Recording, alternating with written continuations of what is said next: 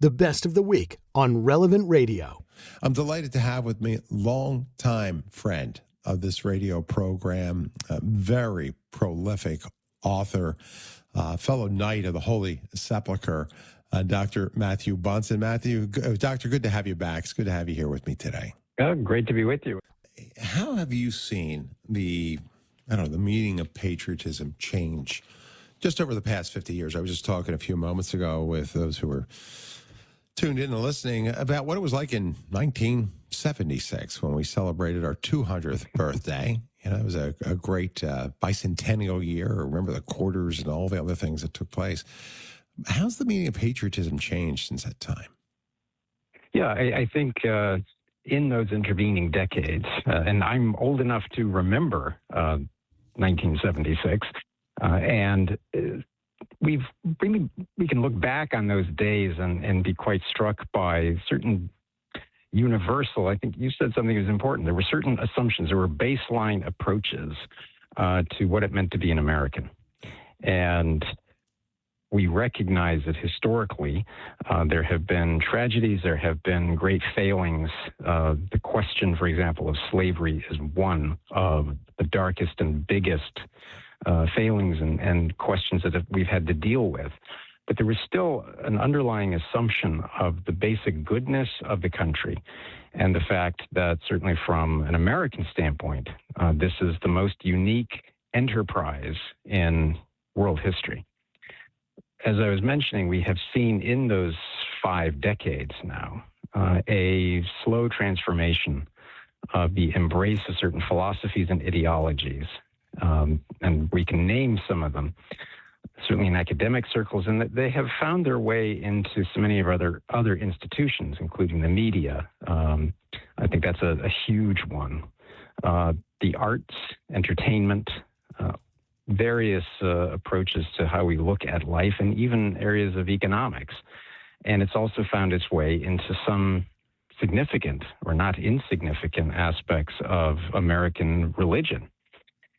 The idea that this is not a great country, that actually loving your particular country makes you either a supremacist of some variety, a nationalist of some variety, that you're not simply embracing a globalist agenda and looking to reconstruct the fundamental constitutional construct of the country as a republic and replacing it with something that is far more ideologically programmed to the left. So I think that would be one way that I would answer that question. That's well said. My guest today, Dr. Matthew Bunson. And if you want to join us, I'll go to the phones. We'll take a few of your calls. You can certainly sound off. I don't know what you have seen. Have you been criticized for your patriotism? Should schools spend more time teaching our history and the meaning of the American flag? And what are you seeing? Do you think patriotism has declined during your lifetime? I don't know who taught you love of country, but I think it's something that's never too late to get back to. Very proud to be an American, especially if you travel. If you travel the world and you come back to the United States, there's not another country like this one. There is nothing like it. Maybe we can do this in a little nuanced way, but what distinguishes healthy patriotism from nationalism? And can somebody be deeply, patriotic while also, acknowledging America's historical failures? Because we're not a perfect nation by any means, but we're striving to become better. But go ahead and expand on that if you could. Well, yeah, there are a couple of ways to look at that. The one overarching point to make, too, is that the idea of patriotism and the flag and culture being something that we cherish and the idea that it shouldn't be isn't exclusive to the United States now.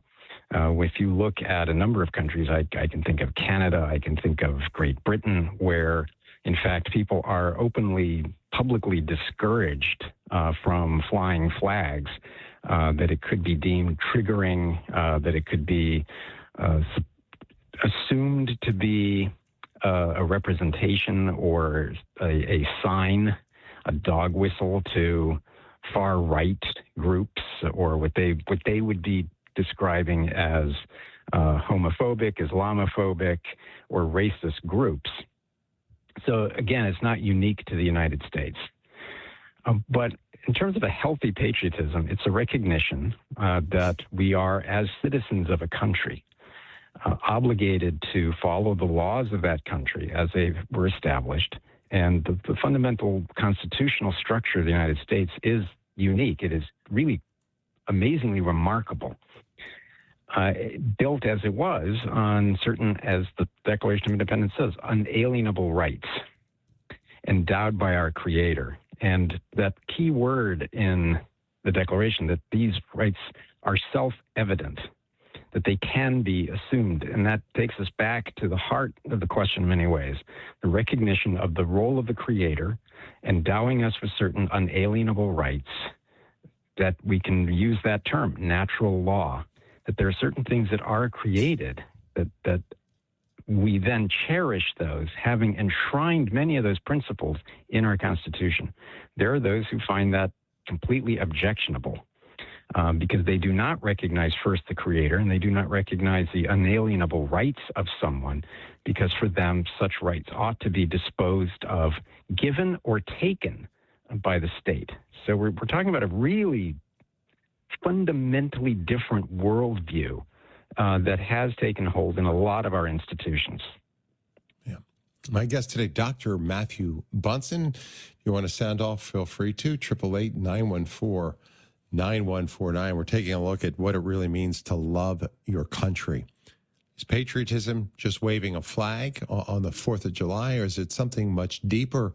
And has the flag, has patriotic imagery and symbolism now become a partisan, whistle, and we're celebrating 250 years of independence, and we're exploring patriotism and virtue, what our founding fathers envisioned, and even what the church teaches, because the Catholic Church has long recognized it as part of the fourth commandment. And that's why loving country doesn't mean believing it's perfect. It means loving it enough, to help it become what it's meant to be, and that's where our roles ultimately come in. That was the best of the week on Relevant Radio. The best way to listen to the best of the week is on the Relevant Radio app, free and always free. Download and share the #1 free Catholic app today in the App Store.